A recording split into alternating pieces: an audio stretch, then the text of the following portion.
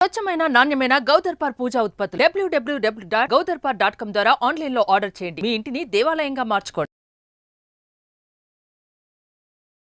నమస్తే రమ్మగారు. నమస్తే జయ.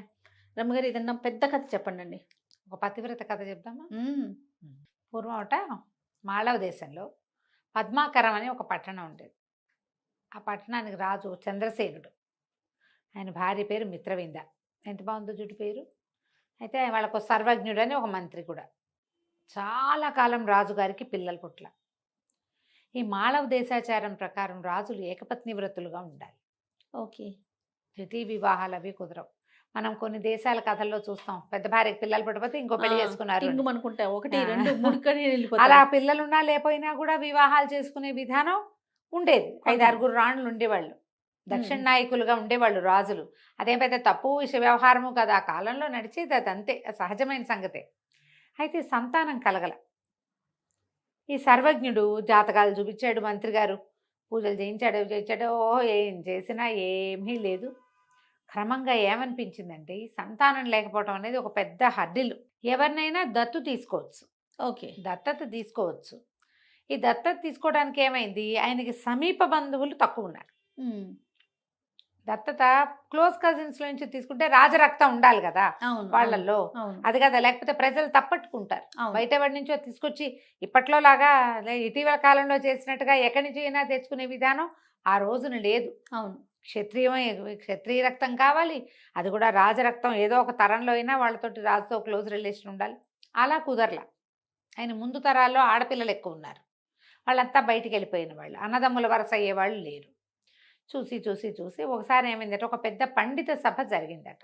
ఓకే. ఈ సర్వజ్ఞుడు ఎక్కడెక్కడ దేశాల నుంచో పండితుల్ని పిలిపిస్తే వాళ్ళందరూ కూర్చున్నప్పుడు, సరే రాజుగారిని మీరు సంతానేచ్ఛని వాళ్ళ ముందు ప్రకటించండి అని కొంచెం రాజుని ఎంకరేజ్ చేశాడు. ఈ చంద్రసేన మహారాజు ఏం చేశాడు, అందరికీ దక్షిణలు తాంబూలాలు ఇచ్చాక, అయ్యా నాకు ఒక కోరిక, సంతానం కలగలేదు, మీరందరూ ఆలోచించి ఒక అత్యద్భుతమైన వ్రతాన్ని దేన్నైనా నాకు చెప్పండి. మా అరాచకం అయిపోతుంది కొంతకాలం, అయితే నా తర్వాత ఎవరో ఒకళ్ళు ఉండాలి కదా అని అడిగాడు. వీళ్ళు పండితులు ఒక 10-12 మంది బాగా ఆలోచించి, రాజా మహత్తరమైనది, లోకక్షేమం కోరి చేసే పని ఒకటి చేయాలి నువ్వు, దాంతోపాటు నువ్వు సంతానాన్ని కూడా కోరుకోవచ్చు. ఓహో. ఈ లోకక్షేమం కోసం ప్రజలందరూ సుఖ సంతోషాలతో ఉండాలంటే లక్ష్మీ పూజ అత్యుత్తమమైంది. కాబట్టి బంగారు లక్ష్మీదేవి విగ్రహం చేయించి 6 నెలల పాటు రాజ్య విస్తరణ లాంటి వ్యవహారాలు, యుద్ధం జోలికి పోకుండా, ఓకే, రాజ్య విస్తరణ జోలికి పోకుండా 6 నెలలు భార్యాద్వితీయుడివై ఆమె లక్ష్మీ వ్రతం చెయ్యి, లక్ష్మీ పూజ చేయమన్నారు.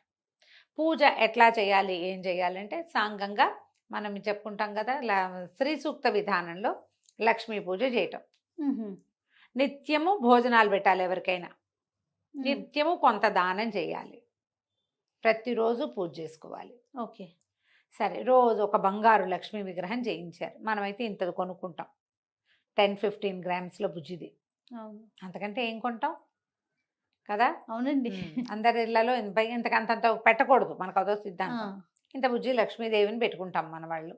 మనలో అయితే వాళ్ళు ఏం చేశారు, పెద్ద విగ్రహం చేయించారు. రాజు కదా, బంగారం అంతా కరిగించి చక్కగా లక్ష్మీదేవి విగ్రహం చేయించి సాంగంగా ఆమెను ప్రతిష్ఠ చేసుకుని పూజా మందిరంలో ప్రతిరోజు శ్రద్ధగా చేశారు పూజ. ఓకే. 5 నెలలు గడిచిపోయాక ఒకనాటి రాత్రి ఇద్దరు మేడ మీద పైన సౌధోపరి భాగంలో పడుకుంటే ఇద్దరికి ఒకేసారి కలొచ్చింది. ఒకళ్ళ కళ ఒకళ్ళకి చెప్పుకున్నారు, ఒకేసారి నిద్ర లేచి చెప్పుకున్నారు. వీళ్ళిద్దరికీ లక్ష్మీదేవి ఐరావతం మీద కూర్చుని ఒక తెల్లని ఏనుగునెక్కి సర్వాభరణాలు ధరించి వీళ్ళకి కనపడింది. కనపడి, పూర్వజన్మ కర్మవశాత్తు మీకు సంతానం లేదు, అపుత్రులుగా ఉన్నారు. ఓకే. కానీ ఈ ఇంతకాలం పూజ చేసినందుకు, శ్రద్ధాలోపం లేకుండా, భక్తి లోపం లేకుండా చేసినందుకు మీకు ఒక కూతుర్ని ప్రసాదిస్తాను. పోనీ సంతానం కుమారుడైతే ఏమవుతాడు, రాజ్యానికి ఉత్తరాధికారి అవుతాడు. కూతురు దౌహిత్రుడు రాజ్యానికి ఉత్తరాధికారి అయ్యే అవకాశం ఉంది. కాబట్టి మీ రాజ్యానికి ఉత్తరాధికారి కూడా లభిస్తాడు అని చెప్పి అమ్మాయి మంచి లోక విఖ్యాతి పొందేటువంటి పతివ్రతగా ఉంటుంది, ఉత్తమరాలైన కన్యని మీకు కుమార్తెగా ప్రసాదిస్తానని చెప్పింది కళ్ళు. ఓకే. ఆవిడ లేచింది, మహారాజా ఏం కళ వచ్చిందంటే, మహారాజు కూడా నాకు కళ వచ్చింది అన్నాడు. వాళ్ళిద్దరూ ఒకళ్ళకొకళ్ళు చెప్పుకుంటే సేమ్ అదే కళ వచ్చింది. ఓ. 6 నెలల పూజ పూర్తి చేశారు. ప్రతిరోజు నియమం ఉందిగా, నియమం ప్రకారం అన్నీ చేసిన తర్వాత ఆ తర్వాత 2-3 నెలలకి రాణి గారు గర్భవతి అయింది. గర్భవతి చాలా విశేషంగా ఇవి చేశారు, సీమంతోత్సవాలు అన్నీ చేశారు, ఊరంతా పండగ చేసుకున్నారు, దేశమంతా అన్ని చోట్ల కొత్త కొత్త మొక్కలు నాటారు. యువరాణి పుట్టబోతోందని, అమ్మాయి పుడుతుందని తెలిసిపోయిందిగా. అవును. 10 నెలలకి చక్కటి సర్వాంగ సుందరి అయిన ఒక కన్య జన్మించింది దేవుడికి, చిన్న బాలిక. ఓకే. ఆ పిల్లకి శ్రీదేవి అని పేరు పెట్టారు. చక్కగా ఉండేది, అందమైన పిల్ల, చాలా బుద్ధిమంతురాలు, గుణవంతురాలు, చెప్పిన మాట వినేది, ఏం చెప్పితే అది నేర్చుకునేది. రకరకాల విద్యలు నేర్పించారు. ఒక 12, 13, 14 సంవత్సరాల వయసు వచ్చింది. ఈ పిల్ల ఈ కోటకి అనుబంధంగా ఒక పెద్ద పార్కు లాంటిది, ఒక తోట లాంటిది డెవలప్ చేశారు. అమ్మాయి స్నేహితురాలతో అక్కడ ఆడుకుంటూ ఉండేది, ఏదో బంతి ఆడుకునేవాళ్ళు. ఒకరోజు బంతులు ఆడుతుంటే పిల్ల అలసిపోయి ఒక అరుగు మీద కూర్చుంది. అక్కడ మామూలుగా అక్కడక్కడ కూర్చోడానికి శిలా వితర్దికలు అంటారు, చిన్న చిన్న రాతిపై సోఫాలు చేయిస్తారు కదా కుర్చీలలో, ఈ మన పార్కుల్లో కూర్చుంటే దూరం నుంచి ఒక పరివ్రాజక ఒక ఆవిడ నడిచి వస్తుంది. ఈ పరివ్రాజక ఆమె పేరండి అది? పరివ్రాజక అంటే చెప్తావు, సన్యాసిని. పరివ్రాజకులు అంటారు వాళ్ళని, లేడీస్, ఆడ సన్యాసుల్ని. ఆమె ఒక కాషాయ వస్త్రాలు ధరించి జుట్టు అది మూడేసుకుని ఉంది, యోగినిలాగా ఉంది. దూరం నుంచి వస్తూ ఈ వెలిగిపోతోంది పిల్ల, సర్వాభరణాలు ధరించి అందంగా చక్కగా ఉంది. 14 ఏళ్ల పిల్ల అంటే కొంచెం కంటికి నదరగా కనపడుతుంది, చిన్నతనం కాదు, ఎదిగిన వయసు కనిపిస్తూ ఉంటుంది. ఆవిడ అట్లా చూస్తూ దగ్గరకు వచ్చింది. దగ్గరకు వస్తే పిల్ల లేచి నిలబడింది. పెద్దవాళ్ళని చూసి దండం పెట్టాలి కదా, పైగా ఇవిడ యోగినిలాగా ఉంది.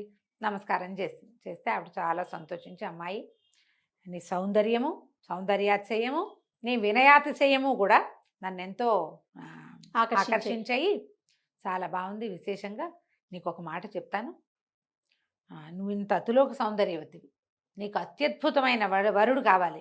నువ్వు లక్ష్మీ స్వరూపంలాగా ఉన్నావు, విష్ణు స్వరూపుడైన యువకుడితోటి నీకు వివాహం జరగాల్సి ఉంది. గంధవతీపురపు యువరాజు భద్రేశ్వరుడు అనే రాజుగారి కుమారుడు సుందరేశ్వరుడు నీ వరుడు, అతనితో నీకు వివాహం జరగాలి. అతను నీకు అనురూపుడైన వరుడు. ఓకే. వివాహం జరిగాక ఏవో రకరకాల ఇబ్బందులు వస్తాయి, కానీ నీ పాతివ్రత్యంతో కథ అంతా చక్కబడుతుందమ్మా. ఎంతో కాలం రాజ్యం చేస్తావు, నీ తండ్రి రాజ్యానికి కూడా నువ్వు రాజును ప్రసాదిస్తావు, అంటే కొడుకులు కలుగుతారు. అయితే ఈ పిల్లకి మధ్యలో కొన్ని కష్టాలు వస్తాయి కానీ అన్నది వినపడింది గట్టిగా. ఏం కష్టాలు వస్తాయో చెప్పు, ఏం కష్టాలు వస్తాయో చెప్పమని బతిమలాడింది. ఆవిడంది, అమ్మ అవన్నీ చెప్పకూడదు, అవన్నీ దైవ రహస్యాలు. నీకు భర్త మాత్రం సుందరేశ్వరుడే. నిజాన్ని నేను ఇది కూడా చెప్పకూడదు, కానీ నీ సౌందర్యాతిశయం చూసి చెప్పాలనిపించింది. సుందరేశ్వరుడే నీ భర్త. అయినా కథ సుఖాంతమే అవుతుంది, నీకేం భయం లేదు. ధైర్యంగా ఉండు, అమ్మని ఆరాధించు, నీ వినయాతిశయాన్ని బట్టి పోగొట్టుకోవద్దు. ఓకే. వినయాన్ని పోగొట్టుకోకూడదు అని చెప్పి వెళ్ళిపోయింది. ఈ అమ్మాయి గబగబా లోపలికి కోటలోకి వెళ్ళిపోయి, ఎవరు ఈ రాజ్యం ఏమిటి, ఈ భద్రేశ్వరుడు ఎవరు, ఆయన కుమారుడు ఎవరు, అవన్నీ కనుక్కుని పెట్టుకుంది. ఇక అతన్నే ఇంకా మనసులో పెట్టుకుని ఉందన్నమాట. తర్వాత ఒక సంవత్సరంన్నర పోయాక వాళ్ళ నాన్నగారు ఏం చేశారు, స్వయంవరం ప్రకటిస్తామన్నారు. ఈ అమ్మాయి ఏమనుకుంది, ప్రకటించని, అందులో సుందరేశ్వరుడు ఎవరో చూసుకుని ఆయనకే పెళ్లి చేసుకుంటే సరిపోతుంది. నాకు ఇతనితో వివాహం కావాల్సి ఉండి అవుతుందని ఆవిడ చెప్పినప్పుడు తండ్రి స్వయంవరం ప్రకటించిన అతను రాకుండా ఎందుకుంటాడు, చుట్టుపక్కల అన్ని రాజ్యాలకి వెళ్తుందిగా పిలుపు, అతనే వస్తాడు అని స్థిమితంగానే ఉంది. చక్కగా రోజు లక్షణంగా లక్ష్మీ పూజ చేసుకునేది, బుద్ధిమంతురాలుగా ఉండేది. కొంతకాలానికి స్వయంవరం ప్రకటించారు. ఓకే. చుట్టుపక్కల రాజ్యాల రాకుమారులందరూ వచ్చారు. వచ్చాక ఈ అమ్మాయికి దండిచ్చి స్వయంవరంలో నుంచోబెట్టి ఒక్కొక్క రాజకుమారుడి దగ్గరికి, దీని కుమారుడు ఫలానా రాజ్యం ఫలానా ఇది, ఒకళ్ళు రాజులు కూడా వస్తారు కొంతమంది, అందరూ రాజకుమారులే రారు, ఆల్రెడీ వివాహాలైన రాజులు రావచ్చు, స్వయంవరానికి వివాహాలైన వాళ్ళు కూడా రావచ్చు, అంత తప్పలేదు. పిలుస్తారు, రాజ్యానికి పిలుపు వస్తుంది, ఆ అమ్మాయిని చేసుకోవాలన్న తలంపు ఉందనుకో, ఏ రాజుకైనా వస్తాడు. ఉమ్. అమ్మాయి వారిస్తే స్వయంవరం మంచిది, పనికొస్తుంది. ఓకే. కొంతమంది వీళ్ళకి పెళ్ళయిందని వాళ్ళ పెళ్లి కాలేదని వరుసగా చెప్పుకుంటూ వెళ్తుంటే చివరికి ఈ సుందరేశ్వరుడు కనపడ్డాడు. ఈ అమ్మాయి ఇంకా రెండోది ఆలోచించాల, దండ ఆయన మెడలో వేసేసింది, వివాహం చేసేశారు. అయితే ఈ వచ్చిన రాజుల్లో కొంతమందికి ఏమనిపించింది, ఆ అమ్మాయి అతనికి పక్కన ఉన్నవాళ్ళు, అతనికి ముందున్న వాళ్ళకి మంటగా అనిపించింది. ఏమిటి మా తక్కువ, వీడు ఎక్కువ, ఉమ్. వీళ్ళ రాజ్యం చిన్నది, వీడు ఇంకా యువరాజు కుర్రకుంక. ఈ పిల్లకి ఎందుకు 16 వరించింది? ఏళ్ళు, ఆ అబ్బాయికి ఒక 20 ఏళ్ళు. ఎందుకు వరించాలి? ఉమ్. ఆల్రెడీ ఇప్పుడు వివాహాల స్వయంవరం అంటే ఊరికే సౌందర్యం అని చూసే కాదు, ముందే ఏం చెప్పారు, వీళ్ళది ఇంత పెద్ద రాజ్యం, ఈయన ఇంత పరాక్రమశాలి, ఈయన ఇంత బాగా చదువుకున్నవాడు, ఉమ్. ఉమ్. ఈయన వాళ్ళని గెలిచాడు వీళ్ళని గెలిచాడని బందిమాగదులాగా స్తోత్రం చేస్తారు. అదే అదే. ఆయన ముందున్నవాడు కుంతల దేశపు రాజు వీరవర్మ. ఆ కుంతల దేశం ఈ 2 రాజ్యాలని కలిపితే ఎందుకంటే త్రిబుల్ ఉంటుంది. అయినా కూడా అతను కూడా కుర్రాడే, అంత పెద్దవాడు కాదు, 25-30 ఏళ్ళవాడు, మంచి వయసులో ఉన్నట్టు లెక్క. అని కాదని కూరకుంకం చేసుకుందని మండిపోయింది అతనికి. కానీ ఊరుకున్నారు, స్వయంవరం కదా, కన్యావారైతే రూపం అని చదువుకుని ఆ సర్లే చూద్దామని ఊరుకున్నారు. వివాహం చేశారు లక్షణంగా, బ్రహ్మాండంగా పెళ్ళయింది. హాయిగా కొంతకాలం ఇక్కడ ఉన్నారు అమ్మాయి అబ్బాయి. తర్వాత వీళ్ళిద్దరు కలిసి వాళ్ళ ఇంటికి వెళ్ళారు. ఎంతో బుద్ధిమంతుడుగా, ఎంతో చక్కగా బాగుండేవాడు అబ్బాయి కూడా. ఇద్దరు అనురూపమైన జంటగా ఉండేవాళ్ళు, అనుకూలమైన దాంపత్యం. రోజులు గడిచేసరికల్లా ఏమైంది, ఈ భద్రేశ్వర మహారాజు గారు మరణించాడు. ఆయన కుమారుణ్ణి రాజుని చేశాడు, రాజు అయ్యాడు. కొంచెం రాజ్యం సెటిల్ అయ్యే టైంకి ఆ కుంతల దేశపు వీరవర్మ ఉన్నాడు కదా, అతనికి రగులుతూ ఉంది, ఇంతకాలమైనా పోల, 4-5 సంవత్సరాలు గడిచింది.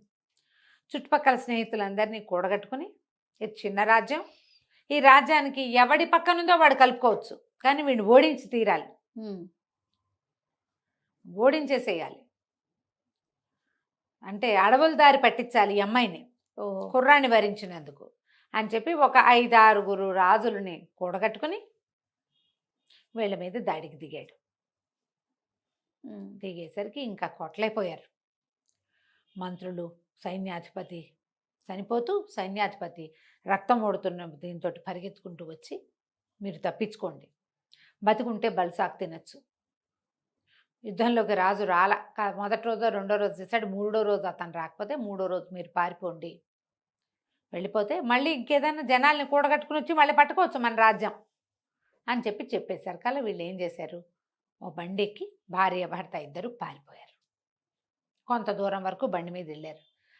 ఒకే బండి మీద వెళ్తే పట్టేస్తారు కదా, ఇంకా అక్కడి నుంచి బండి వదిలేసి ఇక నడవటం మొదలుపెట్టారు. నడిచి నడిచి నడిచి నడిచి నడిచి అడవుల్లో దుంప తెగిపోయింది నడవలేక.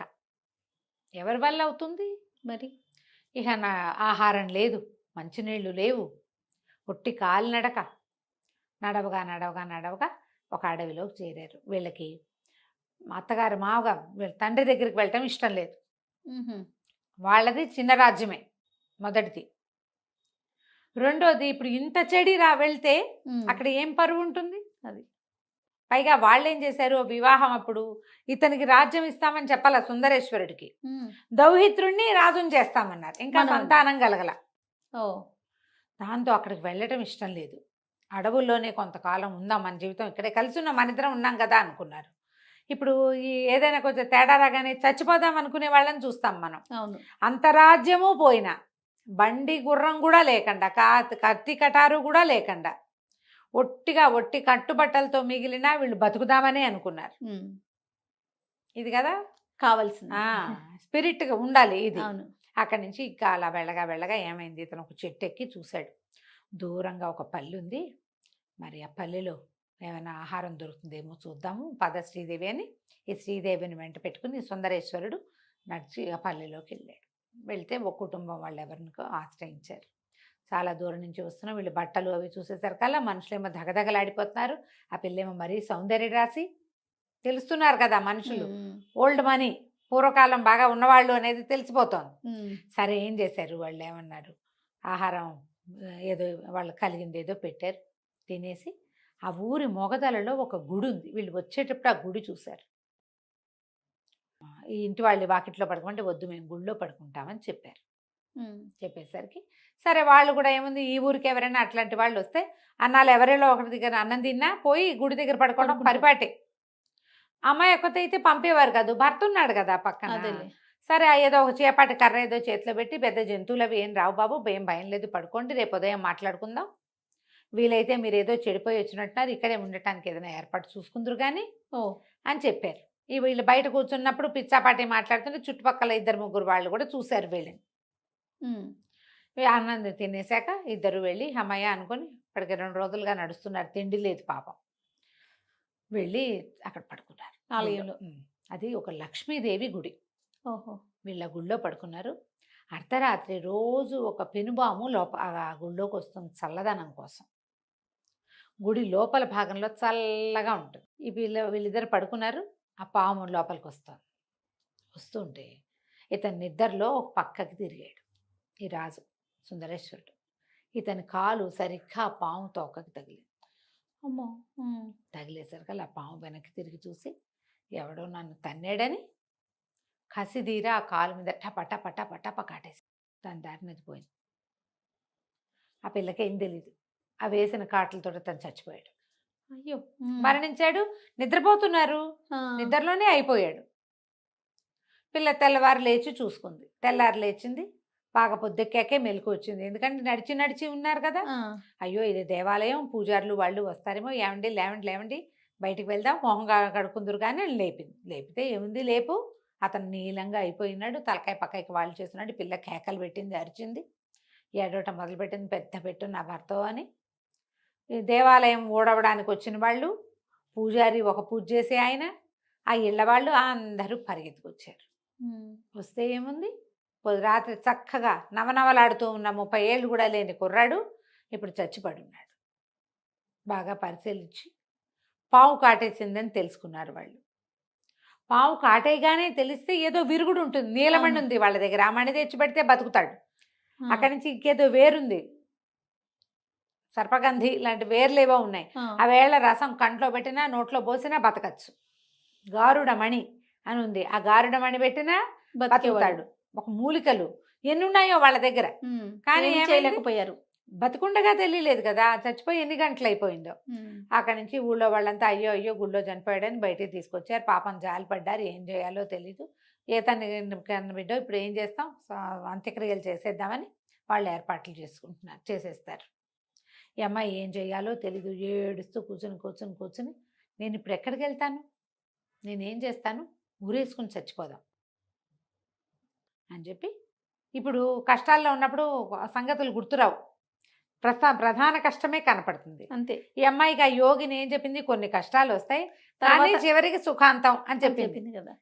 కష్టాలు వచ్చాయి, సుఖాంతం వస్తుందని గుర్తురాదు అంతే. మీ నాన్నకే నువ్వు సంతానాన్ని ఇస్తావు అంటే తండ్రికి నీ కొడుకుని ఇస్తావు అన్న మాట కూడా గుర్తులేదు. ఇంకా భర్త చచ్చిపోయాడు, నేను కూడా చచ్చిపోవాలి. ఈ అమ్మాయి ఏం చేసింది, ఏడుస్తూ అట్లా నడుచుకుంటూ వెళ్ళి అక్కడ ఒక పెద్ద మర్రి చెట్టు ఉంటే మర్రి ఊడలు సన్నగా వేళ్లాడుతున్నాయి. ఈ పిల్ల గట్టిగా ఒక గట్టులాగా గట్టుంది, ఆ గట్టెక్కి ఆ మర్రి ఊడల్లాగి మెడకి ఊరిపోసుకోపోయింది. ఊరేసేసుకుంటుంది. ఇప్పుడు ఆమె భర్తని ఆ అంత్యక్రియలు జరిగే లోపల నా పని కూడా అయిపోతుంది.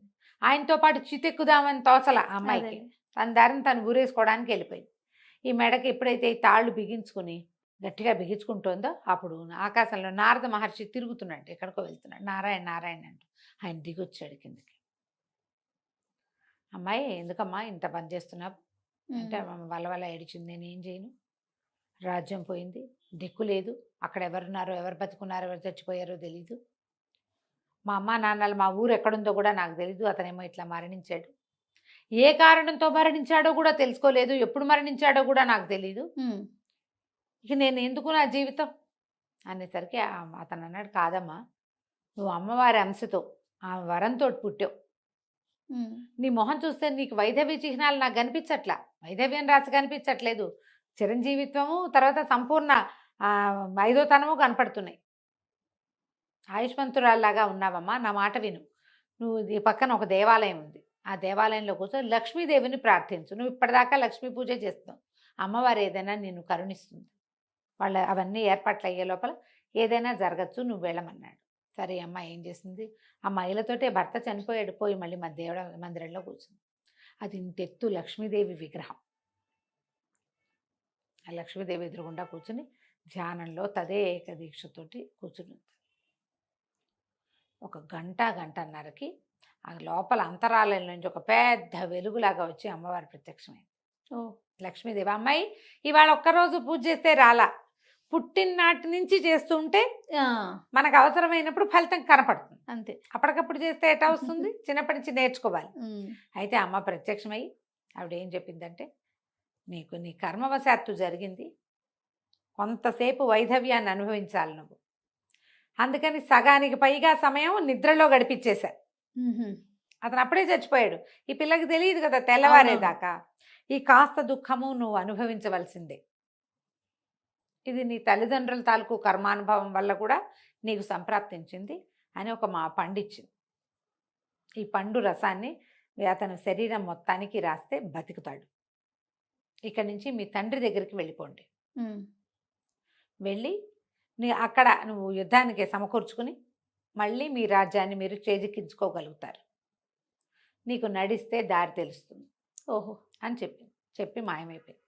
ఈ అమ్మాయి వీళ్ళు అతన్ని ఏం చేశారు, పాడ మీద చక్క కట్టేసి మోసుకెళ్ళిపోతున్నారు. ఓయో ఈ అమ్మాయితో సంబంధం లేదు, దేవాలయం ప్రిన్సెస్లో చనిపోయాడు కదా, ఆ పిల్ల ఎక్కడున్నా సరే అదేలే. వీళ్ళ దారిని వీళ్ళు చేసేసుకుంటున్నారు. మోసుకుపోతుంటే శ్మశానం దాకా తీసుకెళ్ళిపోయాక వాళ్ళ వెనకాల పరిగెత్తుకుంటూ వెళ్ళి ఒక 5 నిమిషాలు ఉండండి అని ఏం చేసిన మా ఆవిడ పండుని ఇట్లా నలిపి నారింజ పండు లాంటిది ఆ రసాన్ని తల దగ్గర నుంచి చివరి దాకా ఒళ్ళంతా రాసి ఉమ్, నల్లగా అయిపోయాడు అబ్బాయి, ఒక రకంగా నీళ్ళని కలిసిన నలుపులోకి.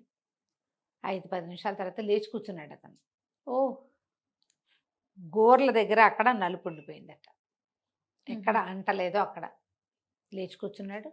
కూర్చునేసరికి అంతా ఆశ్చర్యపోయారు, అయ్యో బాబోయ్ ఏం పాతివ్రత్యం అమ్మా, ఎట్లా సంపాదించావు ఇంత శక్తి, నువ్వు ఇన్ని గంటల క్రితం చచ్చిపోయిన వాడిని ఎట్లా బతికించావు అని అందరూ ఆశ్చర్యపోయారు. నేను కాదు నాయనా బతికించింది, మీ ఊర్లో ఉన్న లక్ష్మీదేవి, ఉమ్, ఆవిడే నాకు ఈ వరం ఇచ్చిందని చెప్పేసరికి వాళ్ళు వీళ్ళు ఏం చేశారు, ఆ దేవాలయం అంతా మళ్ళీ శుభ్రం చేసి బొల్డని కొలుపులు చేసి అమ్మవారికి ఉమ్, పూజలు జరిపించి, మరి తను చనిపోయాడని భావించారు అవును. కదా, సరే వీళ్ళిద్దరికి ఆ భోజనం పెట్టి వీళ్ళకి బాగా శ్రమ తీరేదాకా ఉంచుకుని తర్వాత 2 మనుషులు తోడొచ్చి ఆమె రాజ్యం దాకా దింపారు, ఆ శ్రీదేవిని సుందరేశ్వరుణ్ణి. ఓ వీళ్ళు ఆ రాజ్యానికి ఎల్లల్లో ఉన్నారు, దానికి సంబంధం లేదు, ఉమ్, కానీ వీళ్ళ సరిహద్దులు దాటితే వాళ్ళ రాజ్యంలోకి వెళ్ళిపోతారు, ఆ పద్మాకరానికి వెళ్తారు. అక్కడి నుంచి ఇక మాళవ దేశం వైపుకి నడిచి వెళ్ళి తండ్రిని కలుసుకున్నారు. తండ్రికి ఆల్రెడీ వార్త వచ్చింది, కూతురు అల్లుడు ఏమైపోయారో అని వెతుకుతున్నారు. కానీ వాళ్ళు అప్పటికే ఏం చేశారు, చాలా మటుకు సైనిక బలాల్ని సమకూర్చుకున్నారు. ఒకవేళ అల్లుడు తమ దగ్గరికి వస్తే యుద్ధానికి వీలుగా అనమాట. ఓ ఈ సమకూర్చుకున్న బలాలతోటి ఇంకొక 6 నెలలు ప్రయత్నం చేసి మళ్ళీ వీళ్ళు అక్కడ కుంతల దేశం మీదకి యుద్ధం చేశారు. ఓకే. అందరినీ కలుపుకున్నాడు ఆయన. నా కూతురికి స్వయంవరం చేసుకునే అవకాశం లేదా, ఉమ్, పైగా ఈరోజు స్వయంవరమై నువ్వు ఈరోజు యుద్ధం చేస్తే బాగుంటుంది, స్వయంవరమైన 5 సంవత్సరాలకి ఆ కక్ష మనసులో పెట్టుకొని ఇంత పని చేశాడని కొంతమంది స్నేహితులకు ఉత్తరాలు రాసి, ఇట్లా మా కూతుర్ని అల్లుడిని దారులు పట్టించాడు, అడవి దారులు పట్టించాడు దుర్మార్గుడు అని రాసేసరికి వాళ్ళు మేము కూడా వస్తా ఉన్నారు. అందరూ కలిసి మళ్ళీ కుంతల దేశం మీద పడ్డారు.